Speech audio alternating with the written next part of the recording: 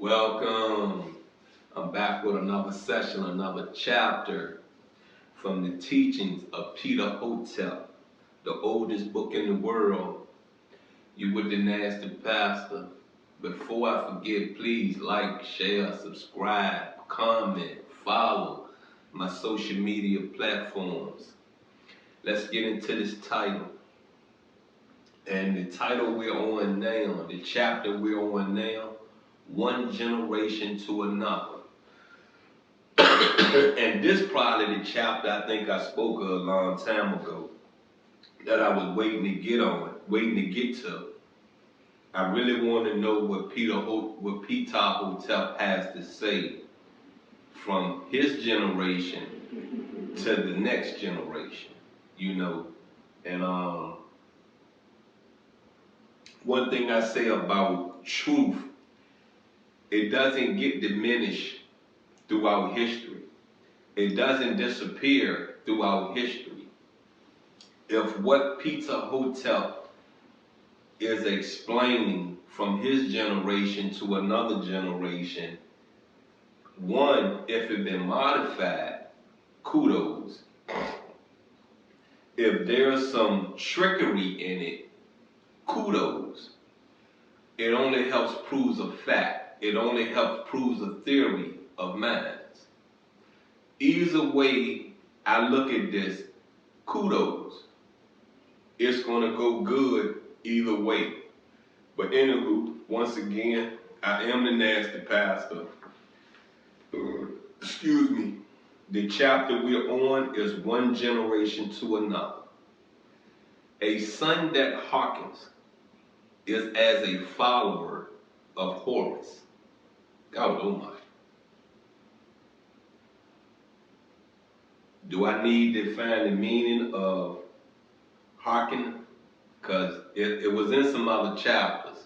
If you're a viewer, you've been committed to coming in, seeing the full readings. I shouldn't have to. If it's new to you, get a dictionary. Get a dictionary, read it yourself. While you're viewing this, you got me? Get a dictionary. Know what the meaning of that word is so you'll understand it. A son that hearkens is as a follower of Horus. He is good after he hearkens. He groweth old, he reacheth honor and reverence. He repeateth in like manner to his sons and daughters, so renewing the instructions of his father. Each man instructeth, as did his begetter, repeating it unto his children. Let them in turn speak with their sons and daughters, that they may be famous in their deeds. Let that which thou speakest implant true things and just in the life of thy children. Then the highest authority shall arrive, and sins depart from them. And such men as see these things shall say, surely that man hath spoken to good purpose, and they shall do likewise. Or, but surely that man was experienced. And all people shall declare, it is they that shall direct the multitude. Dignities are not complete without them. Take not any word away, neither add one,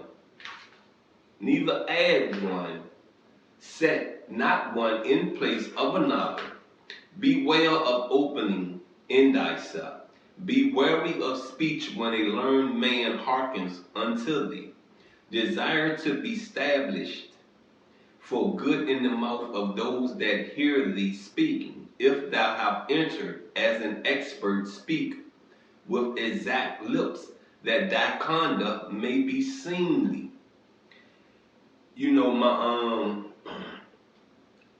I asked my mom one day, how you did this with me and my brother. Because at first, for 20 years, it was just me and, for 22 years, it was just me and my brother. My brother 2 years older than me. It was just me and my brother. Then my sister came along, and I'm speaking on the children from my mom. I do have another sister. I think it'll be politically correct to say rest her soul too. You know, she supposed to be dead. You got what I'm saying? So rest her soul. But she's another child through my dad. And my great grandma used to always, you know, this is from what my mom told me. My great grandma used to always tell my mom, because my mom used to ask her, how you do this with these boys? And, you know, my big mom used to tell her all the time, you just got to keep talking to them. You know, you got to keep getting them to listen to what's right. And I'm not going to say, you know, cause my great grandma died when I was about 20. I was probably about 27. I was turning 27, and I don't believe when you know she was looking down. You know, after she reached heaven, I don't believe when she was looking down she was impressed. I don't believe that she was angry neither. You know she probably was like, you need to get it together. You know what I mean? And I will say this, when we're speaking in the now, I believe she have a smile on her face. I believe she said, okay, I like this. You know, I didn't understand her calling me Mookie, you know, and I pushed myself away from her, you know what I mean, when she was leading up to her deathbed, you know what I mean. She done had multiple strokes, done went through pneumonia, done went through it all, you know what I mean. They took her out the nursing home because she had pneumonia or something like that in there, but I shouldn't have never pushed myself away from her because my feelings was hurt because she called me someone else. And if I really could have processed it then, so we're talking about me being like, like 26, 25, yeah, about 26, 25, when she called me my cousin Mookie.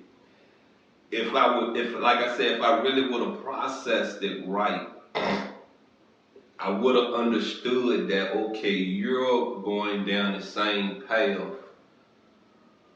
Mookie was going down. Feel me? Got it? So, how I thought then is different than how I think now. I was thinking just one straight, you got what I'm saying?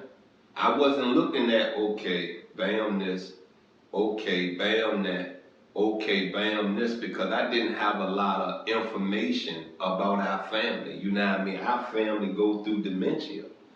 You got what I'm saying? It's hereditary in our family. You know, my Aunt Quincy went through it. You know, I believe her daughter Valerie went through it. I know my great grandma went through it. You know what I mean? So you know, sometimes we make mistakes. Sometimes we're not processing things right and looking at it wrong and basing our decisions on something that's wrong. 42. Be thine heart overflowing, but refrain thy mouth.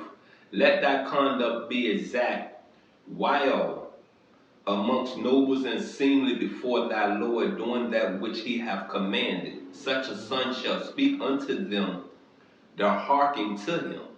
Moreover, his begetter shall be favored. Apply thine heart what time thou speakest to saying things such that the nobles who listen declare how excellent is that which cometh out of his mouth. In other words, you teach your kids respect. You teach your kids how to speak. You teach your kids how to understand, how to process literature. You know what I mean? I never shut my kids up. I've always taught them respect their elders. I've always explained to them, it don't matter what you say to me, just go figure how to say it to me. Number 43, carry out the behest of thy Lord to thee. How good is the teaching of a man's father, for he hath come from him, who hath spoken of his son while he has yet unborn. And that which is done for him, the son, is more than that which is commanded him. For so for good son is of the gift of the God. He doeth more than is enjoined on him. He doeth right and putteth his heart into all his goings. You know, I used to, I meet a woman, you know what I mean? They invite me over, man, cook for me and stuff like that. You know, we on the phone talking, you know what I mean? But these women that I've met, you know what I mean? They always be like, I just put a little love in it. You know what I mean? I did a little something extra to it. I put some love in it. You know, so if you're not putting love into anything you're doing, what do you think gonna come out of it? What do you really think gonna come out of it? Not a lot, right? You know, you have to have a passion for a lot of things we do, a lot of things we venture into. And it's a headache, it's confusing, but if you don't put love in it, how can it prosper? How can it be successful? People feel love. People can see love. D, if now thou attend my position, thy body shall flourish. The king shall be content in all that thou doest, and thou shalt gather years of life not fewer than I have passed upon earth. I have gathered even 80 years of life, for the king hath bestowed upon me favors more than upon my forefathers. This because I wrought truth and justice for the king unto mine unto mine old age. It is finished from its beginning to its end, even as found in writing. And that's reading that right there. To be honest with you, it comes from something from the next chapter, which is whom the king honoreth. You know, I just kept it going because I knew that this was like the last part of this was the last part of the instructions of Peter Hotep. When we get back into this, we're going to be in the instructions of Key Gemini. And the instructions of Key Gemini is very short. So I'm going to, go through that real quick. Then it's another one, which is the instruction of Amen Hamehet. You know what I mean? Which is, I believe that's short too. I believe that's real short. Yeah, that's kind of short also. But it's I'm almost done. Like I said, I'm almost done, and I thank y'all for viewing. I thank y'all for giving me some attention. I could bring more energy into it, but like I said, I'm trying to really focus on the message instead of focusing on the energy. So once again, like I said, please like, share, subscribe, comment, follow my social media platforms.